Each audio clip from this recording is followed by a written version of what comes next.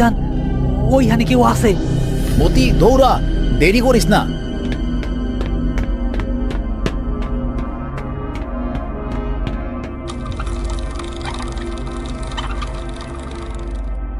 প্রিয় দর্শক বন্ধুরা, আপনাদের মধ্যে যারা বহুদিন ধরে কবর জন্ম সিরিজের শেষ পর্বের অপেক্ষায় দিন গুনছেন, তাদের জন্য আজ নিয়ে এলাম সবচেয়ে আনন্দের খবর।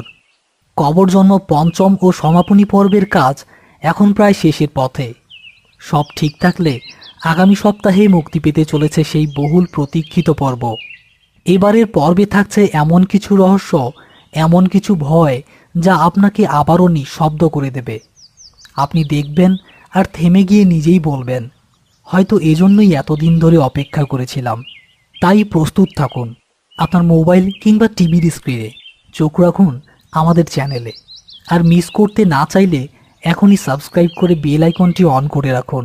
আগামী সপ্তাহে কবর জন্মের শেষ রহস্য দেখার জন্য আপনাকে আন্তরিক আমন্ত্রণ জানালাম। অপেক্ষায় থাকুন, রাত নামলেই শুরু হবে ভয়।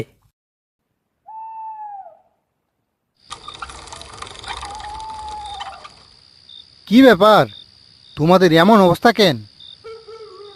আর এই লাশ, এর শরীর থেকে অদ্ভুত গন্ধ আসতেছে কেন? হান্নান ভাই, আজকে একটা বিরাট বিপদে পড়ছি। আগে লাশটা নামাই, পরে বলতাছি। তারা লাশটা ভ্যান থেকে নামিয়ে গোরস্থানের ভিতরে নিয়ে এলো। হান্নান মিয়া লাশের মুখের কাপড়টা সরাতেই আতঙ্কে 2 পা পিছিয়ে গেল। সর্বনাশ, এ তো সাধারণ লাশ না, এ তো নরবলির শিকার। এর কপালের প্রতীকগুলা দেখছ? এরা শয়তানের উপাসক।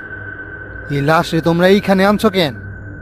আমরা টেকার লোভে পড়ছি হান্নান ভাই, টেকার লোভে ভইরা। টাকার জন্য তোমরা সাক্ষাৎ শয়তান রে এই পবিত্র মাটিতে নিয়ে আইছো?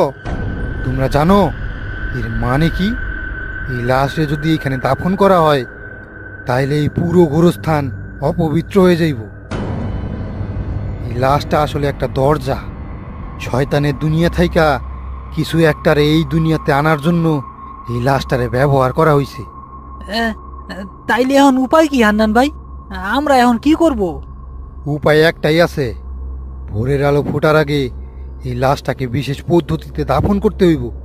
এর শরীরটাকে লোহার শিকল দিয়া বাইন্দা কবরের চারপাশে মন্ত্র পড়া লবণ ছিটাইয়া তারপর মাটি চাপা দিতে হইব। নইলে এর ভেতরে যে অশুভ শক্তিটা আসার জন্য অপেক্ষা করতেছে, সেটা মুক্তি পাইয়া যাইব।